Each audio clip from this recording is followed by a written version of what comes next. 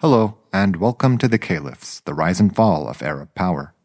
I'm Zaid Wahab, and today we're going to discuss the Byzantine-Sasanian wars before Islam in an effort to better understand why the Arabs were able to defeat them. The empires fought two major wars during the Prophet's lifetime, and these left them totally unprepared to face the Muslims when they emerged from the desert to challenge them. While there are many interesting details about these wars, we will try to keep our focus only on those that have an influence on our story going forward, today in Episode 5, Wasteful Wars.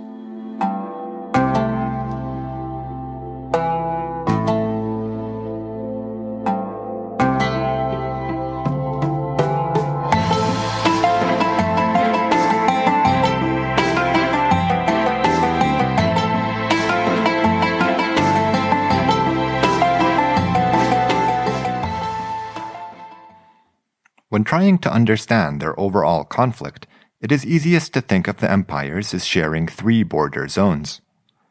In the north, there were the Caucasus, mountain ranges with local populations that cherished their independence and agitated for their own interests, most important of whom were the Armenians.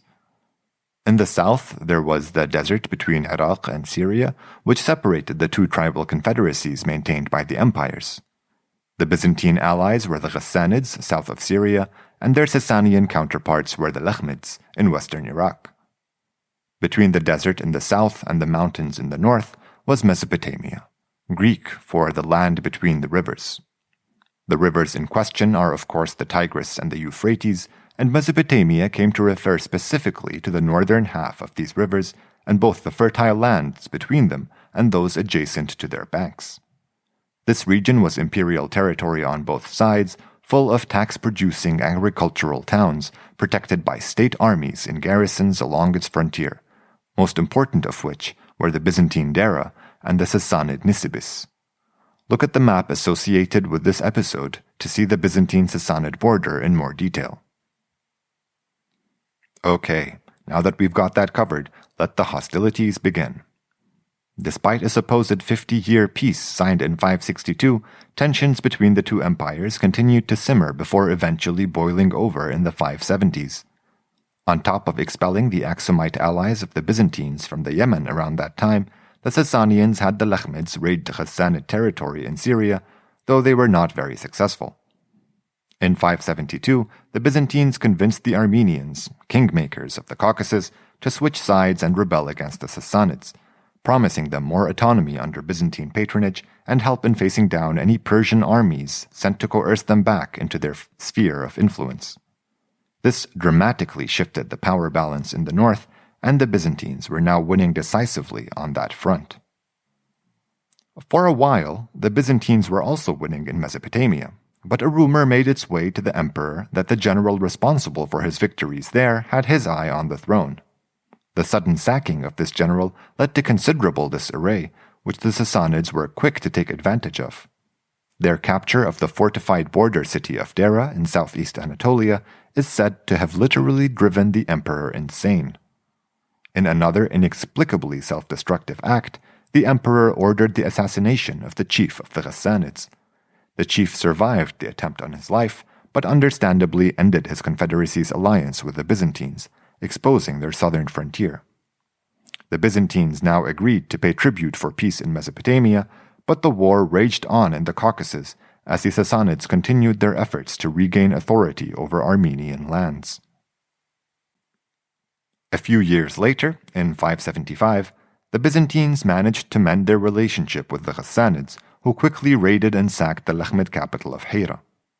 The next year, the Shahanshah Khosrow I embarked on his final and most ambitious campaign. He led a large Sassanid army through the Caucasus into Anatolia, but he failed to take any of the cities he had hoped to conquer, eventually having to retreat while contending with severe Byzantine assaults. This reversal emboldened the Byzantines, who focused on their northern front and reached the Caspian Sea, which they used as a staging point to raid northern Iran. The Shahanshah sued for peace, but found the Byzantines in no mood to give up their hard-won gains.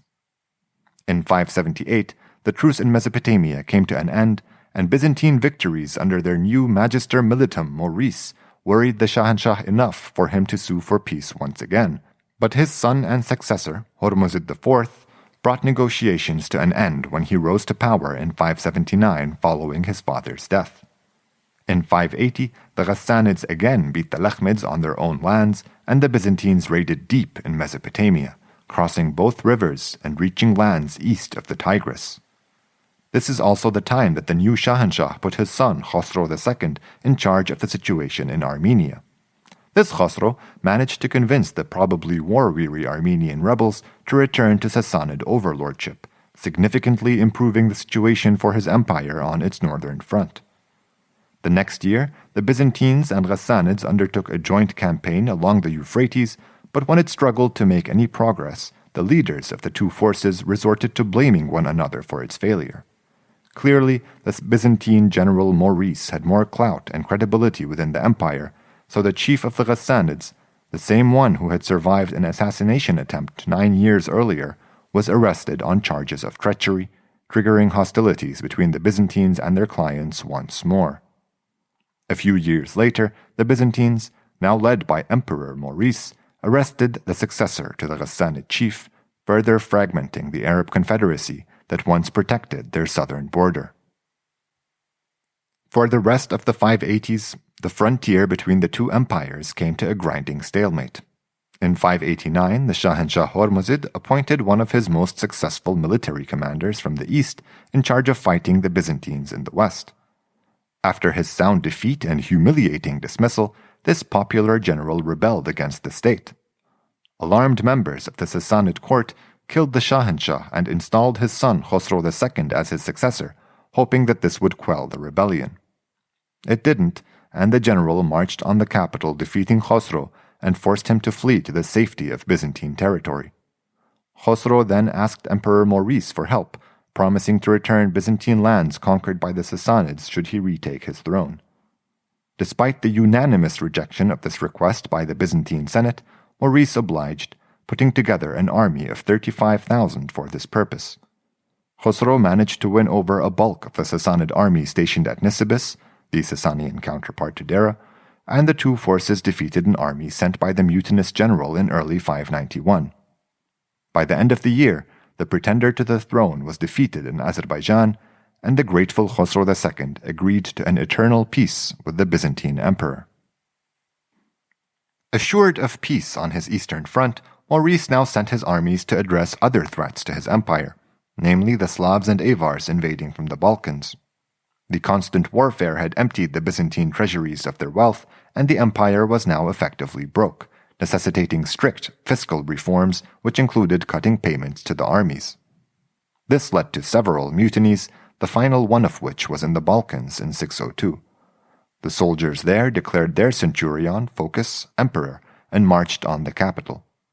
Maurice's defenses were stretched so thin that he's reported to have armed the Blues and Greens, supporters of two rival chariot racing teams, but, unsurprisingly, the city still fell to the actual army.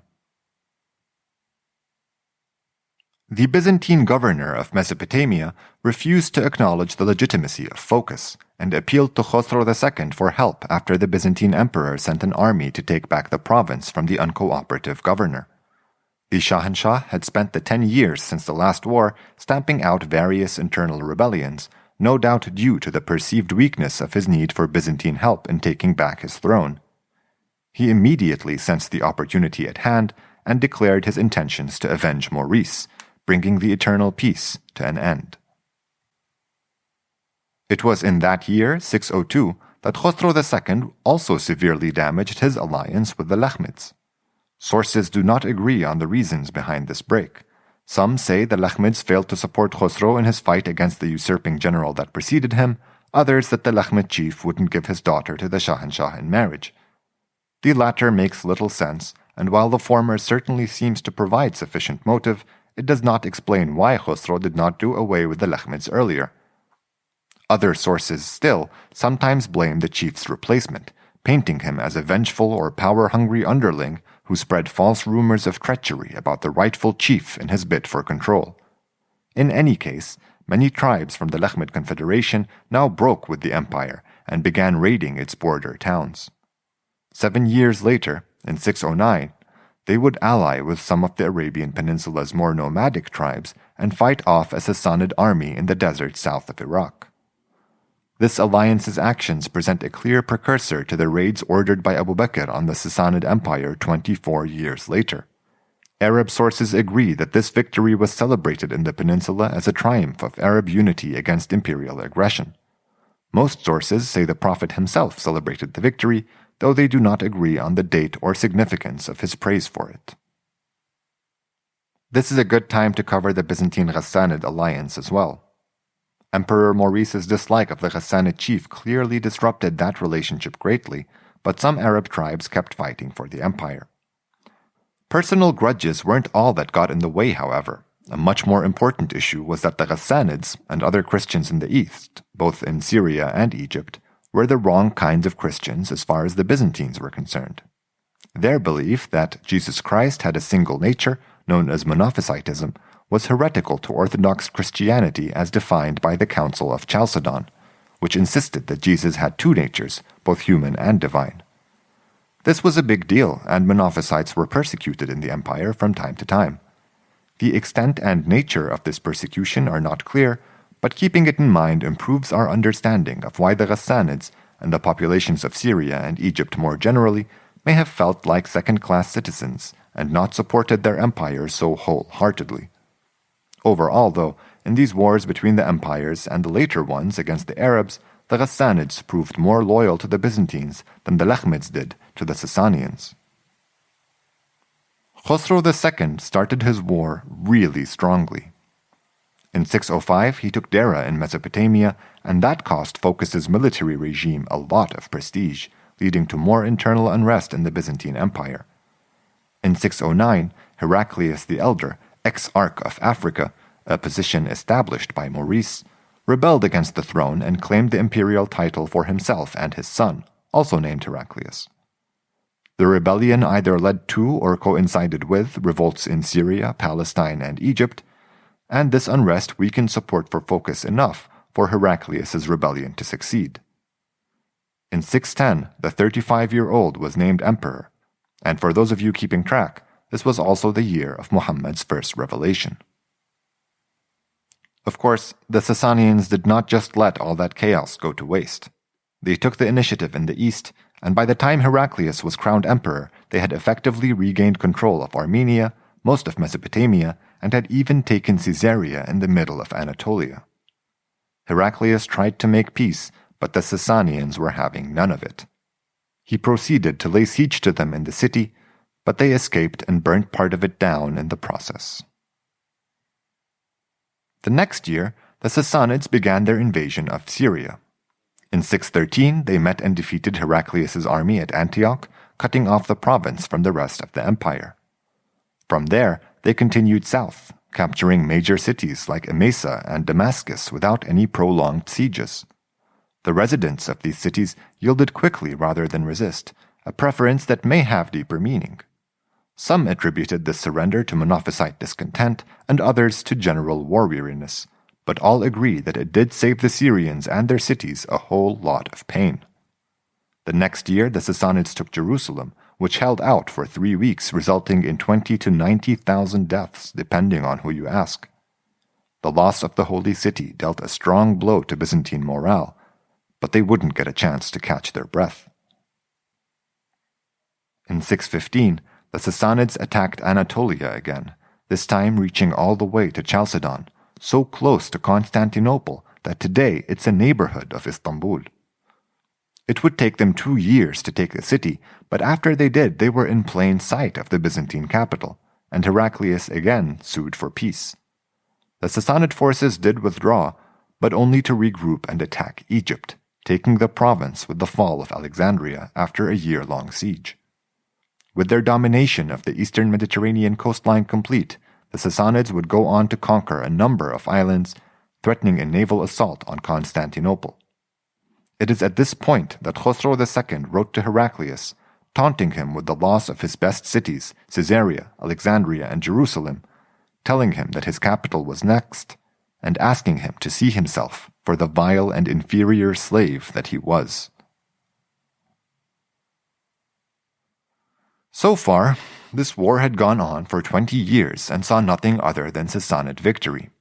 The empire that previously had the Euphrates for a western border now stretched to Alexandria and Chalcedon. To make matters worse for the Byzantines, the Slavs and Avars were still attacking them from the northwest and had taken several Balkan cities. Yet, it was at this point, right after celebrating Easter Mass in 622, that Heraclius personally led his counteroffensive. He marched an army about 30,000 strong to northeastern Anatolia. There, he met the Sassanid armies and managed a crushing victory when he discovered an ambush they had laid for his forces ahead of time and used the element of surprise to his advantage. This went a long way to returning Anatolia to Byzantine control and freed the emperor up to return to Constantinople and try to deal with the threat in the Balkans. In 623, he came to terms with the Avars, and even though they tried to kidnap him for ransom, he agreed to pay them large amounts of gold to keep the peace. Now free to focus all his energy on the Sassanids, Heraclius led the army east in 624, retaking Caesarea and marching through Armenia. He attacked cities deep in Sassanid territory and returned to the Caucasus to winter in Albania. The Shahanshah then sent 3 armies to trap him there, but using superior strategy, Heraclius kept them from joining up and tricked them into attacking separately, defeating them soundly. 625 was another highly successful year for the Byzantines, with Heraclius winning consecutive victories across the Caucasus and Mesopotamia. Even on the rare occasions that the Sassanids did manage to outmaneuver him in battle, Heraclius maintained control of his army and never lost too many of his forces. One of the armies Heraclius defeated that year was headed for Constantinople. While his victory delayed the Sassanid plan for another year, the Shahanshah's intentions were clear. Wary of the recent Byzantine success, Khosrow was looking to end the war once and for all by taking the capital. The siege of Constantinople took place in 626, and the Sassanids had allied with the Slavs and Avars for the occasion. For over a month, Constantinople's legendary walls and 12,000 Byzantine troops defended the city from almost 100,000 would-be invaders. Crucially, the Byzantine navy stopped any Sassanid attempts at supplying their European allies with siege equipment, something which could have spelt real trouble for the city. The siege ended days after the emperor's brother Theodore sailed into the city from the Black Sea with news that they had defeated a large Sassanid army in Anatolia. The undersupplied Avars retreated in early August, and even though the Sassanids remained in nearby Chalcedon, there was no longer any real danger for the Byzantines. It seems like Heraclius made the right choice when he decided not to take the army back to Constantinople to defend the capital in 626. He placed his faith in the city's impregnable walls and spent the year attacking the Sassanids, defeating their largest army and making common cause with another of their enemies, the Gokturks, a tribal confederation of Turkic peoples from across the Caspian and Central Asia. Finally, and perhaps most importantly, the emperor's forces had intercepted a letter from the Shahanshah, ordering the execution of the Sassanid general responsible for the siege of Constantinople. Heraclius shared this news with the general, who, incensed, moved his army to Mesopotamia and began instigating a rebellion against the Shahanshah back home. Things were looking very dire for the Sassanids when Heraclius won another major battle in 627, allowing him to menace very close to the empire's Persian heartlands. In 628, the Sassanid army revolted by imprisoning Khosrow and installing his son in his place. The new Shahanshah, Kavad II, quickly offered peace terms to the Byzantines, returning all their conquered lands, captured soldiers, and pillaged relics. The 26-year war was now at an end, and while neither empire had achieved any gains, it left both depleted and in some places completely destroyed. It is probably no coincidence that the Arabs managed to conquer all the lands ravaged by this war when they invaded 5 years later. While the Byzantines will lose Mesopotamia, Greater Syria, and, spoiler alert, North Africa, the Sassanids will lose everything. Although the Byzantines did not venture far into Sassanian territory, internal strife left them woefully unprepared to face a new enemy. In fact, no less than 6 Shahanshahs will fail to hold onto the throne in the next 6 years, and the one who finally sticks will be a 12-year-old, Kavad II died in an outbreak of plague later in 628, the same year he made peace with Heraclius. It was such a deadly epidemic it took the lives of fully half the population of the Sassanid provinces it impacted, which just happened to contain the royal capital and be the closest to the Arabs. But don't feel bad for Kavad. The disasters of succession that followed his death were largely due to him. By the time he killed his father on his 5th day in office, he had already killed all his brothers and half-brothers, so when the plague came for him, there were no males of the royal house of Sassan left to replace him. A surviving 7-year-old was chosen as his successor, handing the reins of power to the royal ministers, and that's when the general whom Heraclius had managed to convince to rebel against Khosrow marched on the capital and took the throne for himself. He was killed a few months later by a spear thrown by one of his fellow co-conspirators, who installed a daughter of Khosrow II in his place. It was now the general's son's turn to rebel and take the throne, but he in turn was also deposed and the sister of the previous queen was installed in his place. She was propositioned by that spear-throwing co-conspirator, and she had him assassinated, so his son deposed her and reinstalled her sister instead. About a year later, she was found dead, having been suffocated by a pillow in her own bed. The Sassanid civil war continued between multiple factions until the previously mentioned preteen was finally agreed upon after the events of our last episode. The victorious Byzantines enjoyed much more stability, but they had to contend with the enemies along their other borders, and had neither the resources nor the time to rebuild their defenses along their borders with the Sassanid Empire, which they anyway reasoned were safe now that the Sassanids were so consumed with internal unrest. They punished the minorities who had not demonstrated sufficient loyalty to them, most of all the Jews, but also Monophysites in Syria and Egypt, earning them even more resentment from populations that were already devastated and war-weary. The cooling of hostilities along their shared front meant that both empires were less interested in keeping their tribal coalitions close, as not much was expected from them going forward. We've already seen how these relationships were disrupted on either side, and although the Ghassanids and Lechmids will fight for their patrons in the coming wars with the Arabs, they will be much less devoted than they could have been. In fact, it can even be argued that disaffected Lechmids were responsible for instigating the nomadic Arabs against the Sassanid Empire in the first place. While I hope that talking about the conditions the Byzantines and Sassanids were in when the empire armies came along has gone some way in explaining the incredible success the Arabs will encounter when they fight these empires, honestly, I still find it hard to believe, and I'm not sure any amount of explanation can change that. I don't think this will surprise you, but I should note that nothing in this episode came from the Arab sources. Arab historians writing in Baghdad in the 9th century seem to have had access to older Persian histories and to have some information on these wars from that perspective. However, the details provided are insufficient and mainly center around court intrigues, so I chose to use modern sources instead.